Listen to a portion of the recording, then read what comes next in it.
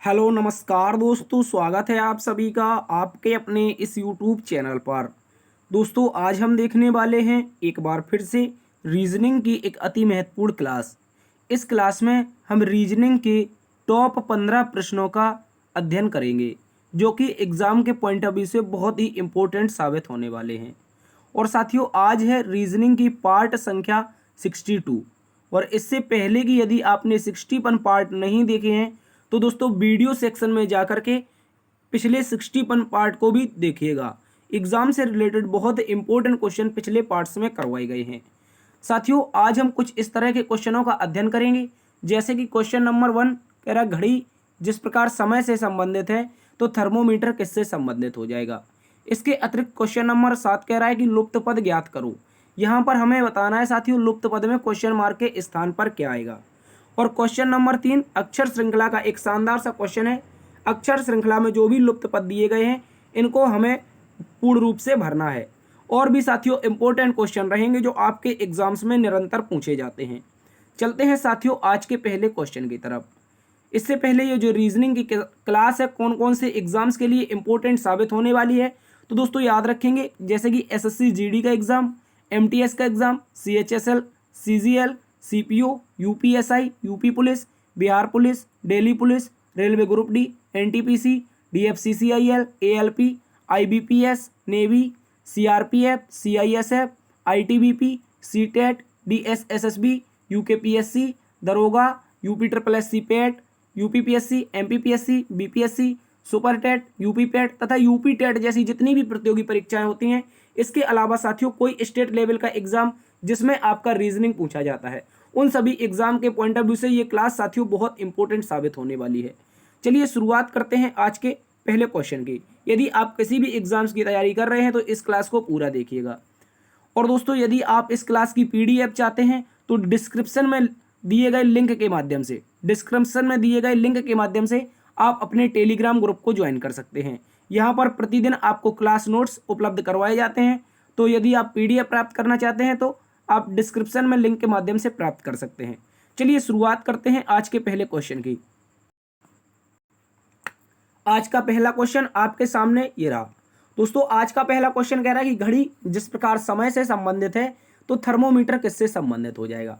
तो दोस्तों अगर बात कर लें घड़ी की तो घड़ी का उपयोग किस लिए किया जाता है, याद रखेंगे समय देखने के लिए किया जाता है। किसके लिए, समय देखने के लिए। ठीक है, याद रखेंगे बहुत इंपॉर्टेंट क्वेश्चन है। घड़ी का जो उपयोग करते हैं दोस्तों समय देखने के लिए करते हैं। उसी प्रकार जो थर्मोमीटर होता है इसका प्रयोग किसके लिए करते हैं, क्या उष्णता नापने के लिए करते हैं या विकिरण नापने के लिए करते हैं या शक्ति के लिए या तापमान के लिए। तो दोस्तों याद रखेंगे जब थर्मोमीटर का प्रयोग डॉक्टर के द्वारा किया जाता है तो मानव शरीर का ताप या तापमान मापने के लिए किया जाता है। इस तरह से इसका राइट आंसर बनेगा तापमान। क्या बनेगा दोस्तों, या तो ताप बनेगा ऑप्शन में मिलेगा या आपको पूरा दिया जाएगा तापमान। यही इसका सही उत्तर बन जाएगा। ठीक है, इसको आप लोग अच्छे से याद रखेंगे। चलते हैं आज के अगले क्वेश्चन की तरफ। आज का साथियों क्वेश्चन नंबर 2 एक इंपॉर्टेंट क्वेश्चन है। क्वेश्चन कह रहा है कि यदि डीप का कोड 120 है, रैबिट का कोड 250 है तो साथियों हेयर का कोड क्या हो जाएगा। चलिए चेक कर लेते हैं किस तरह से ये कोड वर्ड यहाँ पर चल रहा है। तो सबसे पहले डीप लिखा है तो डीप की प्लेस वैल्यू को लिख लेते हैं। दोस्तों डीप में 4 पर होता है डी, ई होता है 5 पर, उसके अतिरिक्त फिर से ई 5 पर और पी 16 पर होता है। और इन सभी को दोस्तों जोड़ दें तो 16 और 5 21, 5 26 और 4 30, यानी कि टोटल इनकी प्लेस वैल्यू को आपस में जोड़ दिया जाए तो साथियों 30 आएगा। और लगता है इसमें 4 का गुणा करके इन्होंने 120 प्राप्त किया है। उसी प्रकार अब दूसरे को सॉल्व कर लेते हैं यानी कि रैबिट को।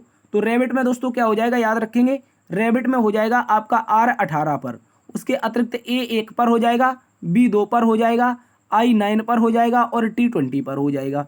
चलिए इनको भी जोड़ लेते हैं तो 20 9 29, 29 1 30, 20 9 29, 29 1 30, 30 2 32, 32 8 40, 10 50, यानी कि दोस्तों यहाँ पर इनका रैबिट का जब टोटल प्लेस वैल्यू जोड़ेंगे तो कितना आएगा 50 आएगा। और इस बार मल्टीप्लाई किसके हुआ है तो 5 का हुआ है। चलिए सर कैसे मल्टीप्लाई हुआ है तो याद रखेंगे यहाँ पर क्या थे दोस्तों 4 अक्षर थे तो 4 का गुणा कर दिया। अब रैबिट में दोस्तों 5 अक्षर हैं तो 5 का गुणा कर दिया। तो इस प्रकार से हमें 250 प्राप्त हो जाएगा यानी कि 250। अब वही कोड इसी भाषा में बताना है हेयर का। तो वैल्यू निकाल लेते हैं एच की वैल्यू 8 होती है, ए की दोस्तों 1 होती है, आई की होती है 9 और आर की होती है कितनी 18। चलिए अब इन सभी को आपस में जोड़ लेते हैं तो दोस्तों 18 और 9 कितना होगा, 18, 18 2 20 और 7 27, 1 28, 8 36, यानी कि दोस्तों 36 हो जाएगा। क्या हो जाएगा, 36।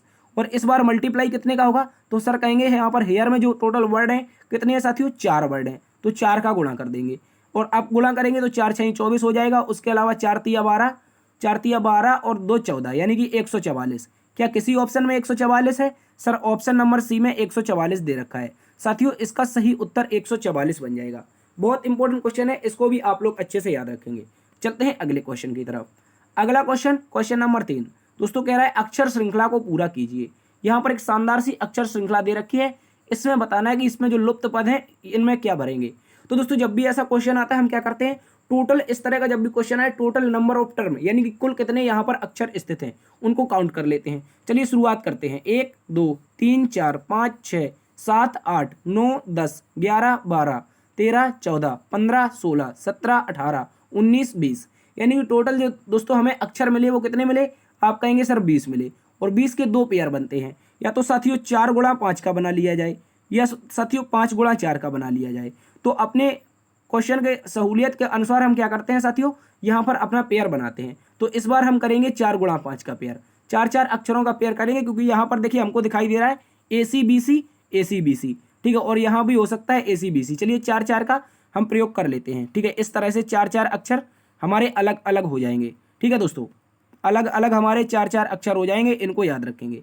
अब देखिए नंबर फिल करके देखते हैं। नंबर फिल कैसे करेंगे, यहाँ पर ACBC, यहाँ पर ACBC, तो शुरुआत से करते ACBC, इसके बाद AC और दोस्तों यहाँ पर BC, इसके बाद यहाँ पर AC और BC, यानी कि टोटल जो पेयर बनेगा यहाँ पर ACBC का बराबर पेयर चल रहा है 5 बार, ठीक है। तो और हमने नंबर कौन कौन से फिल किए हैं, तो साथियों याद रखेंगे सबसे पहले तो B फिल किया है, तो B से ऑप्शन शुरू, सही उत्तर होगा। ऑप्शन 1 गलत हो गया। उसके बाद B के बाद A, फिर C, यानी कि BACC, ऑप्शन नंबर 2 दोस्तों हमारा सही उत्तर हो जाएगा। इंपॉर्टेंट क्वेश्चन है, इसको भी याद रखेंगे। चलते हैं अगले क्वेश्चन की तरफ। अगला क्वेश्चन, क्वेश्चन नंबर 4 कह रहा है शब्द यूनिक वोकल का प्रयोग करके कौन सा शब्द नहीं बनाया जा सकता है, यानी कि क्वेश्चन में जो शब्द दे रखा है इसका प्रयोग करके हम कौन सा शब्द नहीं बना सकते हैं। चलिए इसको सबसे पहले हम लिख लेते हैं। सबसे पहले क्या लिखेंगे, यू, उसके बाद क्या आ जाएगा साथियों, आप कहेंगे N आएगा, उसके बाद E आएगा, उसके बाद Q आएगा, फिर U आएगा, फिर I आएगा, फिर V, फिर O, फिर CAL, यानी कि इस तरह का शब्द है, इसका प्रयोग करके कौन सा विकल्प नहीं बना सकते हैं।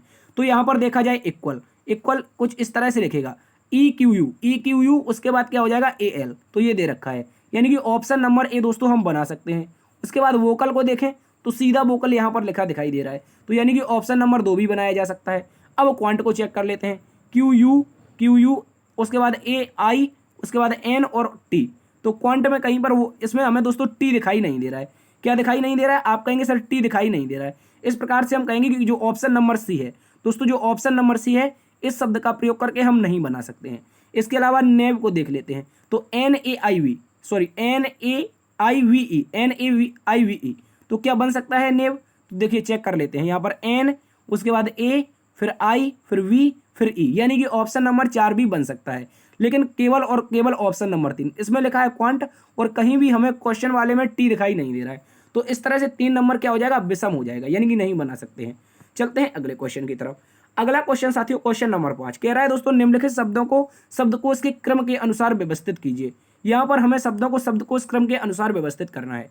तो सबसे पहले झील है, उसके बाद जेब्रा है, फिर जैगेटो है, फिर जिंक है, फिर जेस्ट है। तो दोस्तों इनको हम किस तरह से व्यवस्थित करेंगे, तो सबसे पहले में देखा जाए तो सभी में जेड से शुरुआत हो रही है। उसके बाद दूसरे नंबर से शुरू करते हैं। तो पहले नंबर में क्या रखा जाएगा, दूसरे पर दोस्तों आप कहेंगे यहाँ पर 1 मिनट, यहाँ पर पहला, ये दूसरा हो गया, ये तीसरा, ये चौथा और 5 शब्दों को क्रम से व्यवस्थित करना है, ठीक है। और अब हम क्रम से इनको व्यवस्थित करते हैं।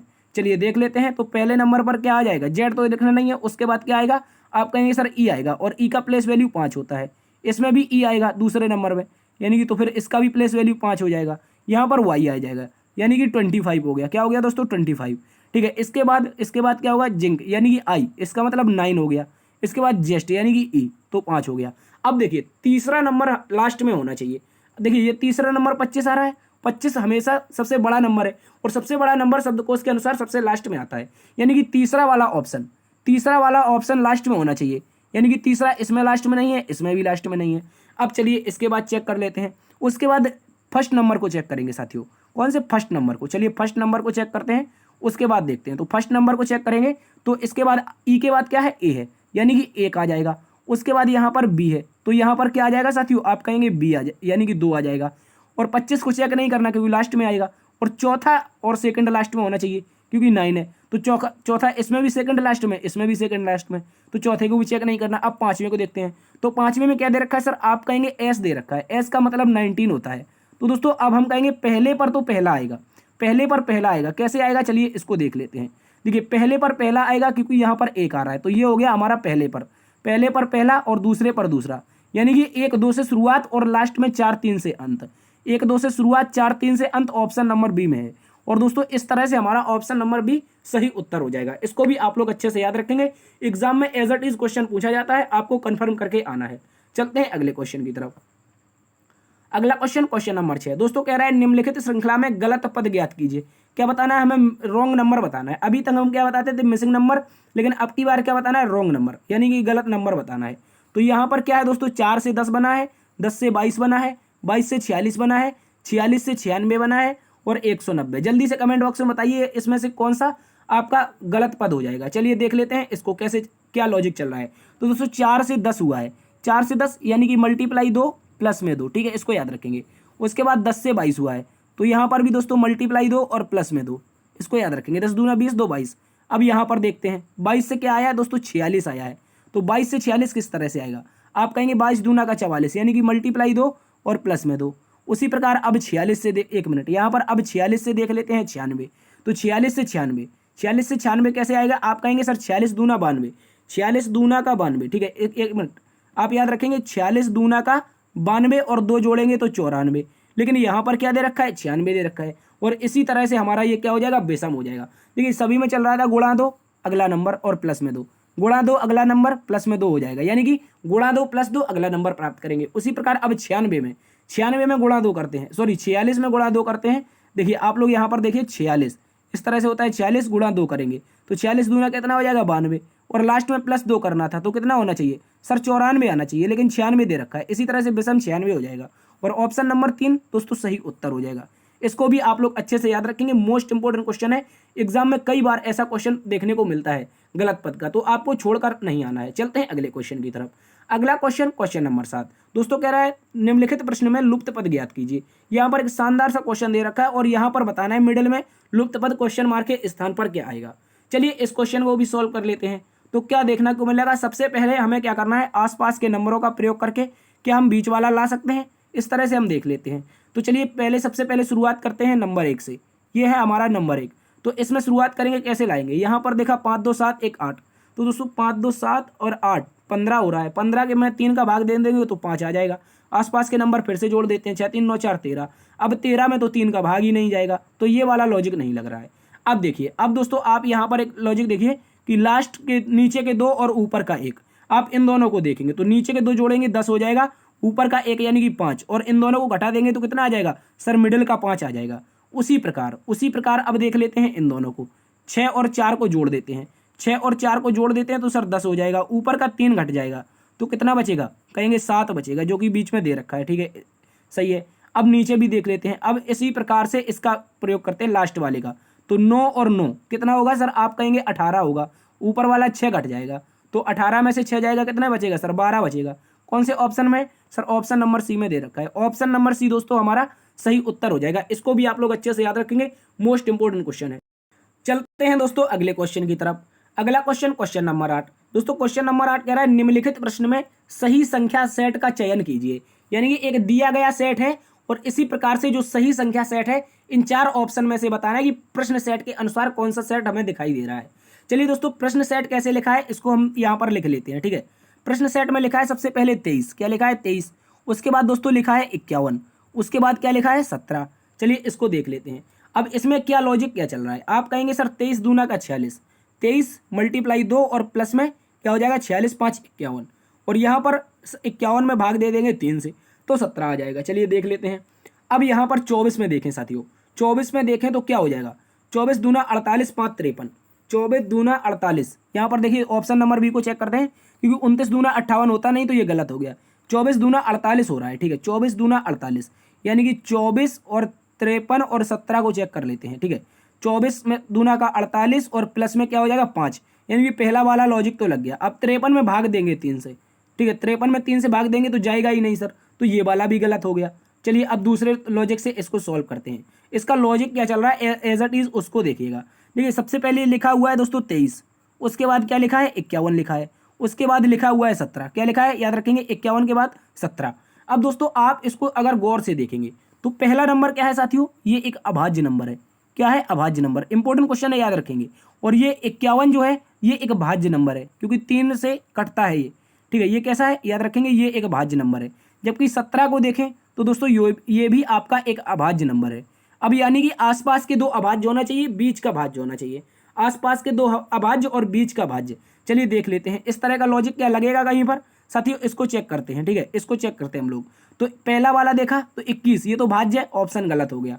29 को देखा, भाज्य नहीं है, ठीक है, लेकिन लास्ट में देखा तो एक भाज्य, यानी कि ये भी ऑप्शन गलत हो गया, क्योंकि आसपास के कैसे होने चाहिए, अभाज्य और बीच का भाज्य होना चाहिए।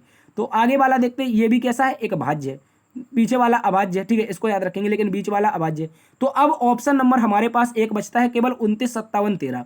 देखिए 29, उसके बाद 57, उसके बाद दोस्तों 13।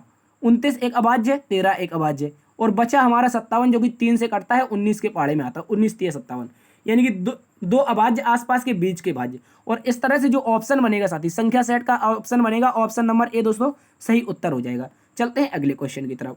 अगला क्वेश्चन एक और इंपॉर्टेंट क्वेश्चन दोस्तों। अगला क्वेश्चन हमसे क्या कह रहा है, यहाँ पर कह रखा है कि निम्नलिखित प्रश्न में स्टार चिन्हों को प्रतिस्थापित करने के लिए कौन सा विकल्प का प्रयोग किया जाएगा। चलिए ये 4 हमको विकल्प दे रखे हैं, कौन सा विकल्प का प्रयोग होगा। सबसे पहले लिख लेते हैं दोस्तों 16, उसके बाद क्या लिखेंगे हम 4, उसके बाद क्या लिखेंगे 3, उसके बाद साथियों 4, उसके बाद क्या लिखेंगे 13। अब इनमें से बताना है कि कौन सा विकल्प सही उत्तर बनेगा।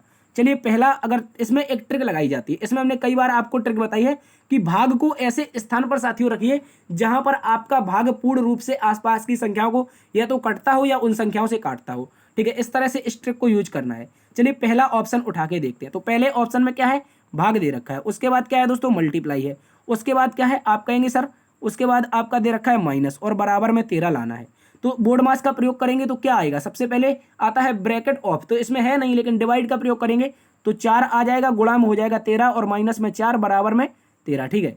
4 तिया ये तो 12 हो रहा है, लेकिन माइनस में 4 जाएगा तो 8 बराबर दोस्तों 13 तो होता ही नहीं है, 8 बराबर 13 होता नहीं, तो ये वाला क्या हो गया, हमारा ऑप्शन नंबर 1 गलत हो गया, ठीक है। याद रखेंगे ऑप्शन नंबर 1 साथियों हमारा गलत उत्तर है, इसको आप लोग अच्छे से याद रखेंगे।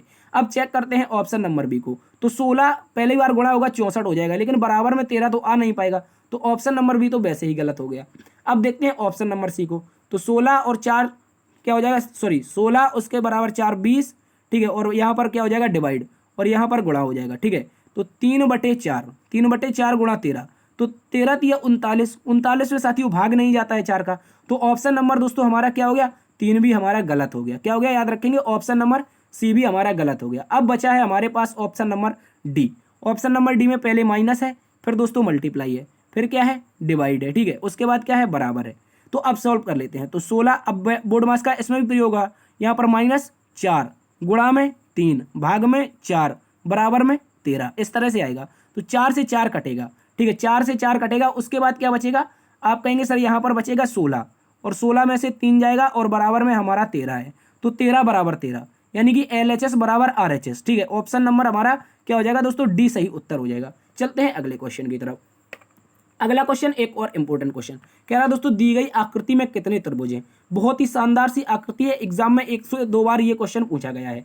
चलिए इसको भी देख लेते हैं कितने त्रिभुज स्थित हैं। सबसे पहले इनको हम काउंट करेंगे एक एक, आप अपनी नज़र यहीं पर रखिएगा, अगर आपने नज़र हटाई तो दुर्घटना घट जाएगी, ठीक है, और फिर आपको समझ में नहीं आएगा कि कितने त्रिभुज हैं। चलिए शुरुआत करते हैं। सबसे पहले एक, ये वाला कौन सा, एक अलग अलग गिन लेते हैं, ठीक है। उसके बाद 2 ये हो गया, 3 ये हो गया, ठीक है, याद रखेंगे। 4 ये हो गया, 5 ये हो गया, 6 ये हो गया, ठीक है, इस तरह से हो गया। और इस तरह की जब भी आकृति आती है दोस्तों कितने होते हैं, आप कहेंगे सर 3 होते हैं। कैसे, 1 और 2, इन दोनों को आपस में जोड़ देते हैं तो 3 आ जाते हैं। चलिए क्या इस तरह की आकृति हमें दिखाई दे रही है, क्या इस तरह की आकृति दिखाई दे रही है, आप कहेंगे सर बिल्कुल दिखाई दे रही है। कौन सी, ये वाली आकृति दोस्तों, ये वाली आकृति। तो यहाँ पर कितने मिलेंगे, आप कहेंगे सर इस आकृति में हमें यहाँ पर 3 मिल जाएंगे, और उसके बाद ऊपर वाले में देखेंगे तो एज इट इज 3 मिल जाएंगे, ठीक है, इस तरह से याद रखेंगे। अब इनको जोड़ लेते हैं तो कितने हो जाएंगे सर? आप कहेंगे 6 तो ये नंबर मिल गए, तो यानी कि 6 त्रिभुज और 3 ये यानी कि 6 6 12 त्रिभुज मिल गए। कितने मिल गए साथियों? 12 त्रिभुज। अब अपनी नज़र आपको यहीं पर रखनी है, अगर नज़र हटाई तो दुर्घटना घटेगी और फिर हमसे ना कहना कि सर हमको समझ में नहीं आया। ठीक है, अब देखिए एक त्रिभुज दोस्तों ये वाला बन रहा है, कौन सा? ये वाला, और एक त्रिभुज इसके इस तरफ बन रहा है, ये वाला। ठीक है, इस तरह से ये कितने हो गए? आप कहेंगे सर 2 हो गए। ठीक है, अब कलर चेंज कर लेते हैं एक बार फिर से। ठीक है, कलर चेंज कर लेते हैं और इस तरफ गिनते हैं एज इट इज। ठीक है, तो एक ये वाला हो गया और दूसरा ये वाला हो गया। ठीक है, ये वाला, तो दोस्तों 2 प्लस और कर देते हैं। ठीक है, इसको याद रखेंगे। अभी हमने कोई भी त्रिभुज मिटाया नहीं है। ठीक है, अब इसके बाद देख लेते हैं कौन कौन से मिल रहे हैं। इसके बाद रेड कलर का प्रयोग करेंगे और आप लोग यहीं पर देखेंगे। देखिए दोस्तों, ये वाला क्या अभी तक हमने त्रिभुज गिना है? ये बहुत बड़ा वाला, और इसकी जो आकृति है कुछ इस तरह की दिखाई दे रही है, यानी कि इस तरह की आकृति, इस तरह की। हालांकि उल्टी आकृति बनी है लेकिन वो एज इट इज आकृति तो ऐसी ही दिखाई दे रही है। तो इसमें कितने मिलेंगे? आप कहेंगे सर बड़े वाले में हमें मिल जाएंगे 3। कितने मिल जाएंगे? 3 मिल जाएंगे। ठीक है, इसके बाद अब चेक करते हैं दूसरे कलर से। दूसरे कलर से चेक करेंगे ग्रीन कलर से, इसको याद रखेंगे। अब दोस्तों अब हमें क्या करना है? यहाँ से देखना है। कहाँ से? यहाँ से आना है लॉन्ग, लास्ट तक आना है, कॉर्नर तक। कॉर्नर तक आएंगे, उसके बाद इस दिशा में भी कॉर्नर तक आएंगे, तो एक हमें क्या मिलता हुआ दिखाएगा? एक हमें दोस्तों त्रिभुज बनता हुआ दिखाई देगा। और ये त्रिभुज कैसा बना है? एज इट इज ऐसा, यानी कि इस तरह की आकृति वाला, इस तरह की। तो कितने मिलेंगे सर? आप कहेंगे 3 मिलेंगे, तो 3 और जोड़ देते हैं। ठीक है, 3 और जुड़ गए। अब इसके बाद और हम त्रिभुज गिन रहे हैं, आप लोग यहीं पर देखिएगा। देखिए एक तो त्रिभुज ये वाला बनेगा, कौन सा? ये वाला। इसको आप लोग अच्छे से याद रखिएगा, कौन सा? ये वाला। इंपॉर्टेंट क्वेश्चन है, याद रखेंगे। ये वाला त्रिभुज। ठीक है, एक त्रिभुज ये वाला हो गया और इसके अपोजिट एक त्रिभुज ये वाला हो गया, कौन सा? ये वाला। ठीक है, इसको याद रखेंगे। तो ये 2 और हो गए। कितने हो गए सर? 2 और हो गए। अब टोटल जोड़ लेते हैं। अब टोटल जोड़ेंगे तो 12 2 14 2 16, 16 और 6 22 2 24। ठीक है, कितने हो गए सर? 24 हो गए। और इस आकृति में कुल मिलाकर के 24 त्रिभुज हैं। एक एक त्रिभुज आपको काउंट करवाया गया है। और दोस्तों इसका ऑप्शन नंबर सी सही उत्तर बन जाएगा। इसको आप लोग अच्छे से याद रखेंगे। यदि आपको इसके अतिरिक्त भी त्रिभुज दिखाई दे रहे हैं तो आप लोगों के लिए कमेंट बॉक्स खुला है, आप अपना आंसर बता सकते हैं। चलते हैं दोस्तों अगले क्वेश्चन की तरफ। अगला क्वेश्चन, क्वेश्चन नंबर 11। दोस्तों क्वेश्चन नंबर 11 हमसे कह रहा है कि ए की माँ बी की बहन है और उसकी बेटी सी है। निम्नलिखित में से ए को बी से कैसे संबंधित किया जा सकता है? चलिए इस क्वेश्चन को देख लेते हैं। सबसे पहले हमसे क्या कहा है? आप कहेंगे सबसे पहले कहा है कि ए की माँ है। ए नाम का कोई शख्स है, मान लीजिए ए नाम का ये शख्स है और इसकी एक माँ है। इसकी एक माँ है, यहाँ पर स्थित है। ठीक है, माँ है तो क्या लगाएंगे सर? निगेटिव चार्ज करेंगे, क्योंकि माँ है माइनस लगाते हैं हमेशा। ठीक है, और इसकी एक बहन है, यानी कि माँ की एक बहन है, ए की माँ बी की बहन है, तो किसकी बहन हो जाएगी? याद रखेंगे, कोई बी नाम का शख्स है, कोई बी नाम का शख्स है, उसकी बहन है, तो ये हो गया बी की बहन है, ए की माँ। ठीक है, हो गई। और कह रहा है और उसकी एक बेटी है। अब ये जो और आया है ये किसके लिए आया है? तो हमेशा याद रखेंगे और आता है सेकंड वाले के लिए। किसके लिए? सेकंड वाला। और सेकंड वाला यहाँ पर कौन है सर? ए है। ठीक है, कौन है?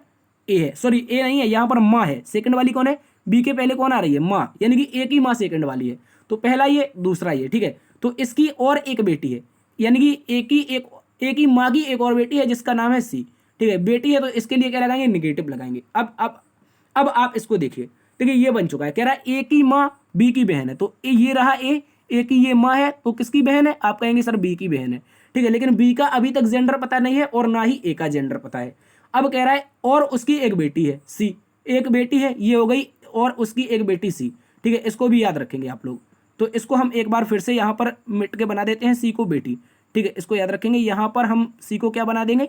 ए की माँ की बेटी बना देंगे। ठीक है, ए की माँ की बेटी बना देंगे सी को, तो ये बन गई ए की माँ की बेटी सी। ठीक है, इसको याद रखेंगे। अब कह रहा है ए को बी से कैसे संबंधित किया जाए? सी किसके साथ लगाए सर? बी के साथ लगाया। बी क्या कहेगा? बी ए को क्या कहेगा? बी कहेगा ये मेरी बहन है, ये मेरी बहन है, और मेरी बहन का बेटा क्या होता है? सॉरी, मेरी बहन का बेटा भांजा होता है। ठीक है, क्या होता है? भांजा। लेकिन अभी हमें यहाँ तक तो सर अभी ए का जेंडर ही पता नहीं है, तो या तो ये भांजा होगा या फिर दोस्तों आपकी भांजी होगी, यानी कि या तो भांजा होगा या फिर भांजी होगी। बी की क्या होगी? एक, मान लीजिए बी की बहन है, एक मेरी एक बहन है, उसका या तो लड़का या तो लड़की, वो मेरे क्या लगेंगे? या तो अगर लड़का हुआ तो भांजा लगेगा, यदि लड़की हुई तो भांजी लगेगी। लेकिन अभी जेंडर यहाँ पर पता नहीं है और ऑप्शन भी नहीं दे रखा है कि यहाँ पर इनमें से कोई नहीं, ऑप्शन भी नहीं है। तो अब हम देखेंगे, या तो ऑप्शन में भांजा होना चाहिए या तो भांजी होना चाहिए। अब ऑप्शन नंबर 1 को देखते हैं, तो दोस्तों ये यहाँ पर क्या दे रखा है? भांजी दे रखा है। इस तरह से हमारा ऑप्शन नंबर 1 क्या हो जाएगा? सही उत्तर हो जाएगा। इंपॉर्टेंट क्वेश्चन है, इसको लॉजिक के अनुसार सॉल्व करना है, ऑप्शन के अनुसार सॉल्व होगा। इंपॉर्टेंट क्वेश्चन है, इसको याद रखेंगे, एग्जाम में आपसे पूछा गया था। चलते हैं दोस्तों अगले क्वेश्चन की तरफ। अगला question question number 12। Question number 12 कह रहा है 31 दिसंबर 2013 को शनिवार था, तब 31 अक्टूबर 2013 को कौन सा दिन था? यानी कि होगा, यहाँ पर होगा नहीं होना चाहिए, यहाँ पर होना चाहिए था, क्योंकि 31 दिसंबर तक तो पहुंच गए हैं 2013 में, और पूछा कौन सा है, पिछला 31 अक्टूबर 2013 का दिन। ठीक है, तो इसको बताना पड़ेगा हमको। तो सबसे पहले हम क्या लिखेंगे, हम लिखेंगे यहाँ पर 31 अक्टूबर। ठीक है, क्या लिखेंगे, 31 अक्टूबर, 31 अक्टूबर 2013। ठीक है, 2013। और इसके बाद आगे क्या आता है, 31 अक्टूबर के बाद नवंबर और दिसंबर। तो 31 दिसंबर 2013 का दिन हमें पता है कौन सा दिन है सर, शनिवार दिन है। ठीक है, इसको याद रखेंगे, ये हो गया शनिवार। ठीक है, इसको याद रखेंगे। अब चलिए, अब देखिए यहाँ पर क्या है, हमें सबसे पहले पता है कि अक्टूबर है, उसके बाद सर आता है नवंबर, और नवंबर के बाद आता है दिसंबर। क्या आता है, दिसंबर। तो अक्टूबर के तो कोई दिन शेष नहीं, क्योंकि 31 अक्टूबर हो चुका है। अब बचे दिन शेष कहाँ के, आपके नवंबर के। नवंबर के पूरे 30 दिन, 31 दिन पूरे दिसंबर के, क्योंकि दिसंबर 31वां और नवंबर 30वां। तो टोटल दिन कितने होंगे सर, आप कहेंगे 31 30 कितने होते हैं सर, 31 30 हो जाते हैं 61। कितने हो जाते हैं, 61। और 61 में लगाएंगे 7 से भाग, 7 से भाग लगाएंगे तो 7 8 56, और 56 5 61, यानी कि रिमाइंडर दोस्तों 5 बचेगा। और अब इस रिमाइंडर 5 का करना क्या है, अब इस रिमाइंडर 5 का क्या करना है, देखिए यहाँ पर था 31 दिसंबर, और हमको कहाँ जाना है, पीछे जाना है। तो इस शनिवार में 5 रिमाइंडर को घटा देंगे, 5 रिमाइंडर को घटा देंगे, जो भी शनिवार का दिन दे रखा है। क्या दे रखा है, याद रखेंगे, ये हमको शनिवार दे रखा है। तो शनिवार में 5 दिन पहले जाएंगे, तो 1 दिन, 2 दिन, 3 दिन, 4 दिन और 5 दिन। बताना कौन सा शनिवार के पहले शुक्रवार, शुक्रवार के पहले गुरुवार, बुधवार, मंगलवार, सोमवार। तो इस तरह से क्या बनेगा दोस्तों, इस तरह से हमारा सोमवार बनेगा। 31 अक्टूबर 2013 को सोमवार बनेगा। यदि 31 अक्टूबर 2013 को सोमवार है तो 31 दिसंबर 2013 को शनिवार हो जाएगा। ठीक है, इसको याद रखेंगे, चाहे आप पीछे से काउंट कर लीजिए चाहे आगे से। तो इसका क्या बनेगा, हमारा सोमवार बनेगा। या तो फिर दोस्तों हम -5 ना करके +2 कर देते, तो शनिवार के बाद क्या होता, आपका शनिवार के बाद रविवार और सोमवार, तब भी सोमवार ही आना था। ठीक है, इस तरह से इंपॉर्टेंट क्वेश्चन है, अच्छे से याद रखेंगे। चलते हैं अगले क्वेश्चन की तरफ। अगला क्वेश्चन क्वेश्चन नंबर 13 कह रहा है दोस्तों, निम्नलिखित प्रश्न में सही दर्पण प्रतिबिंब ज्ञात कीजिए। यहाँ पर क्या करना है दोस्तों, हमें सही दर्पण प्रतिबिंब ज्ञात करना है। और दर्पण हमारा ए बी ये रखा हुआ है, यानी कि दर्पण क्षैतिज रखा हुआ है, और इसका दर्पण प्रतिबिंब बताना है। तो सबसे पहले दर्पण प्रतिबिंब बनेगा, तो ये जो आकृति दिखाई दे रही है, ये आकृति अपनी सीधी दिशा में बनेगी सारी की सारी। तो किस तरह से बनेगी, इनको आप लोग अब देखिएगा। तो सबसे पहले ये आकृति एक उसके आकार की है, किसके आकार की, आप कहेंगे सर ये जो आकृति है ये एक एरो की आकार की है, और इसका जो एरो बनेगा कुछ इस तरह से बनेगा। ठीक है, इसका एरो कुछ इस तरह से बनेगा, आप लोग अच्छे से याद रखिएगा। तो पहला एरो आना चाहिए किस दिशा में, आपके दाहिनी दिशा में। कौन सी, दाहिनी, यानी कि राइट दिशा में। ठीक है, इसको याद रखेंगे, या तो आप दाएं कह सकते हैं इसको, या तो राइट कह सकते हैं। ठीक है, तो पहला एरो यहाँ पर राइट दिशा में है नहीं, यहाँ पर क्या है, खाली डंडा है, तो ये वाला गलत हो गया। उसके बाद अब इसमें है, इसमें है और इसमें भी है। अब सर क्या होना चाहिए, अब इसके बाद एक हमारा खाली डंडा होना चाहिए। खाली क्या होना चाहिए, याद रखेंगे, एक खाली डंडा होना चाहिए, यानी कि एरो के बाद एक सीधा डंडा हो गया। ठीक है, इसके बाद फिर एक एरो आना चाहिए, फिर एक एरो आना चाहिए जिसकी जो दिशा होगी वो दर्पण की ओर होगी, क्योंकि यहाँ पर भी दर्पण की ओर है, तो यहाँ पर भी सर दर्पण की ओर ही होगी। ठीक है, अब ठीक है, देखिए दोनों के दोनों एरो ऊपर होने चाहिए। ठीक है, दोनों के दोनों एरो ऊपर होने चाहिए, और इनके बीच में एक सीधा डंडा होना चाहिए। तो 2 एरो ऊपर की ओर, एक सीधा डंडा। तो देखिए यहाँ पर एक एरो ऊपर की ओर नहीं है, तो ये वाला ऑप्शन गलत हो गया। इसके बाद यहाँ पर एक डंडा, 2 एरो दिखाई दे रहे हैं। ठीक है, अब अगला वाला क्या आना चाहिए, एक और डंडा आना चाहिए, एक और दोस्तों खाली डंडा आना चाहिए, क्योंकि ये वाला ये चौथे नंबर का। ठीक है, इसके बाद एक एरो और दर्पण की ओर मुख करेगा, एक एरो दर्पण की ओर और मुख करेगा, तो यानी कि 3 एरो का मुख दर्पण की ओर होना चाहिए, ऊपर की ओर। तो यहाँ पर देखेंगे, जब ऑप्शन नंबर सी में देखेंगे, यहाँ पर 3 एरो नहीं है, यहाँ पर साथियों 3 एरो नहीं है, इसको याद रखेंगे। तो ये ऑप्शन गलत हो गया, और बचा केवल और केवल ऑप्शन नंबर 3।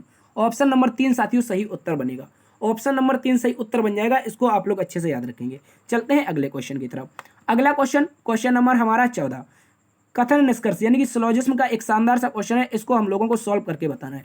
कह रहा है साथियों, सबसे पहले कुछ वर्ष महीना है, सभी दिन वर्ष हैं, कोई भी लीप महीना नहीं है, कुछ महीने दिन है, कोई भी महीना दिन नहीं है। चलिए इसको हम लोग देख लेते हैं। सबसे पहले क्या बना है, कुछ वर्ष, मान लीजिए कुछ वर्ष हैं, इतने इतने से जो वर्ष हैं, ये सबसे पहले क्या आएगा, आप याद रखेंगे, ये आएगा हमारा वर्ष। ये जो वर्ष है इसका कुछ पार्ट क्या है साथियों, महीना है। मान लीजिए कौन सा पार्ट, ये वाला पार्ट, ये वाला पार्ट वर्ष का क्या हो जाएगा सर, हम कहेंगे महीना हो जाएगा। तो ये क्या हो गया, हमारा महीना हो गया। ठीक है, इसको याद रखेंगे। इसके बाद अब क्या आएगा सर, आगे कह रहा है सभी दिन वर्ष हैं, सभी दिन, जितने भी दिन आएंगे, जितने भी साथियों दिन हैं, वो सारे के सारे वर्ष के अंतर्गत हैं। ठीक है, ये हो गए सारे के सारे दिन आपके वर्ष के अंतर्गत। ठीक है, इसको याद रखेंगे। अब आगे क्या रखा है, कोई भी लीप महीना नहीं है, कोई भी लीप महीना नहीं है। महीना कहाँ पर है, हमें दिखाई दे रहा है सर ये वाला महीना, ये वाला जो महीना है इसकी लड़ाई किससे है, आप कहेंगे सर लीप से लड़ाई है। किससे, लीप से, यानी कि लीप से इसकी लड़ाई करवा देंगे तो लीप हमारा यहाँ पर आ जाएगा इस तरह से। ठीक है, इसको याद रखेंगे, ये हो गया हमारा लीप। इसका हकीकत की जिंदगी में कोई इंपॉर्टेंस नहीं है, ये केवल क्वेश्चन के लिए है। ठीक है, तो कुछ इस तरह का डायग्राम बना, इस तरह का डायग्राम बना, आप इसको याद रखेंगे। अब निष्कर्ष में क्या कहा है, निष्कर्ष में कहा है कुछ महीने दिन है, कुछ महीने दिन है। महीना कहाँ पर है दोस्तों, यहाँ पर है। ठीक है, महीना ये वाला और दिन ये वाला हरा वाला। ठीक है, तो अब ब्लू और हरे का कोई संपर्क दिखाई दे रहा है सर, हो भी सकता है नहीं भी हो सकता है, यानी कि हमें पता नहीं है एग्जैक्टली। जब पता नहीं है तो ये क्या हो गया सर, पहला वाला हमारा गलत हो गया, पहला गलत हो गया। हो सकता है ये दिन यहाँ पर आ जाता। ठीक है, तो इस तरह से ना तो हमें क्लियर पता चल रहा है कि महीना दिन का संपर्क है या नहीं है, तो इस तरह से साथियों क्या हो जाएगा, ये पहला वाला गलत हो जाएगा। आगे कह रहा है दोस्तों कोई भी महीना दिन नहीं है। देखिए अभी कह रहा था कुछ महीने दिन है, अब कह रहा है कोई भी महीना दिन नहीं है, तो अब क्या होगा, आप कहेंगे अभी को थोड़ी देर पहले कह रहा था कुछ महीने दिन नहीं है तो हमें पता नहीं चला, लेकिन अब की बार फिर से कहने लगा कोई भी महीना दिन नहीं है, तो अब की बार फिर से नहीं पता चलेगा, यानी कि दोनों के दोनों गलत। जब दोनों के दोनों गलत आते हैं तो सेम हम लॉजिक देखते हैं, सेम वर्ड देखते हैं, क्या सेम वर्ड है, यदि सेम वर्ड होंगे तो इसमें लॉजिक लगेगा या तो एक सही होगा या तो दो सही होगा। देखिए यहाँ पर महीना है, यहाँ पर दिन है, यहाँ पर महीना है, यहाँ पर दिन है, यानी कि एक बार तो कह रहा है कि महीना दिन है, एक बार कह रहा है महीना दिन नहीं है, तो दोनों गलत कैसे हो सकते हैं, या तो एक गलत होगा या तो एक सही होगा, या तो एक सही होगा या तो एक गलत होगा। ठीक है, यानी कि या तो एक निष्कर्ष अनुसरण करता है या तो दो निष्कर्ष अनुसरण करता है, यानी कि ऑप्शन नंबर दोस्तों हमारा ई सही उत्तर बनेगा। क्या बनेगा साथियों, ऑप्शन नंबर ई सही उत्तर बनेगा। इंपॉर्टेंट क्वेश्चन है, इसको भी आप लोग अच्छे से याद रखेंगे, ऑप्शन नंबर ई सही उत्तर है। चलते हैं अगले क्वेश्चन की तरफ। अगला क्वेश्चन, क्वेश्चन नंबर 15 साथियों, क्वेश्चन नंबर 15 कह रहा है बेन आरेख का क्वेश्चन है। इस क्वेश्चन में हमसे कहा है कि टेनिस प्रशंसक, सबसे पहले टेनिस प्रशंसक है, फिर क्रिकेट खिलाड़ी है और आगे विद्यार्थी है। देखिए टेनिस प्रशंसक, क्रिकेट खिलाड़ी और विद्यार्थी में कौन सा बेन आरेख बनेगा, बहुत ही इंपॉर्टेंट क्वेश्चन है, इसको याद रखेंगे। तो दोस्तों मान लीजिए, मानिए नहीं, आप सीधा सा देखिए, सबसे पहले क्या है, एक टेनिस प्रशंसक है। मान लीजिए मैं एक टेनिस प्रशंसक हूँ, मान लीजिए मैं एक टेनिस प्रशंसक हूँ, तो ये क्या हो जाएगा, टीपी, इसको शॉर्ट में लिख देते हैं टेनिस प्रशंसक। इसके बाद यही टेनिस प्रशंसक, मान लीजिए मैं एक अच्छा क्रिकेट खिलाड़ी भी हूँ, मैं टेनिस तो देखता हूँ लेकिन मेरे अंदर जो खून उबाल मार रहा है वो क्रिकेट के लिए, क्रिकेट खिलाड़ी के तौर पर उबाल मार रहा है, तो मान लीजिए ये क्या हो जाएगा आपका, ये हमारा हो जाएगा साथियों, याद रखेंगे, एक टेनिस प्रशंसक आपका एक खिलाड़ी बन सकता है, यानी कि एक टेनिस प्रशंसक एक खिलाड़ी बन सकता है, इसको याद रखेंगे।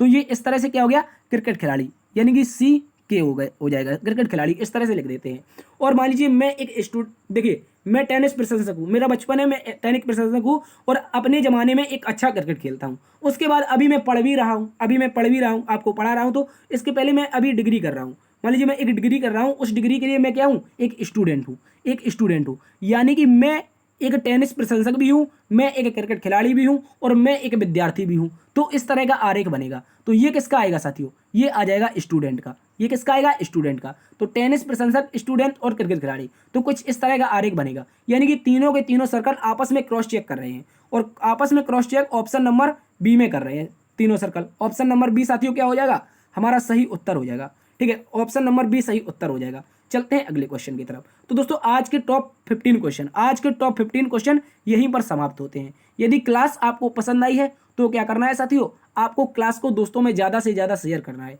ज़्यादा से ज़्यादा क्लास को दोस्तों में शेयर करना है। यदि अभी तक आपने लाइक नहीं किया है, तो लाइक कर दीजिए। यदि चैनल पर पहली बार आए हैं तो अपने चैनल को इस तरह की निरंतर क्लासेस पाने के लिए सब्सक्राइब भी कर लीजिए। ठीक है, अपने चैनल को सब्सक्राइब कर लीजिए और कमेंट बॉक्स में आप अपने चाहो तो उत्तर बता सकते हो, आप इस क्लास का रिव्यू दे सकते हो, कैसी क्लास लगी, अच्छी क्लास लगी, बुरी क्लास लगी, कैसी लगी। ठीक है, तो आप अपना रिव्यू भी दे सकते हो। तो दोस्तों लाइक, शेयर, कमेंट और यदि चैनल पर नए हैं तो सब्सक्राइब तो करना बनता है। और मिलते हैं कल एक नई क्लास में नई ऊर्जा के साथ, टॉप 15 क्वेश्चनों के साथ। देखते रहिए आपका अपना YouTube channel learn with DS sir. तब तक के लिए जय हिंद, जय भारत।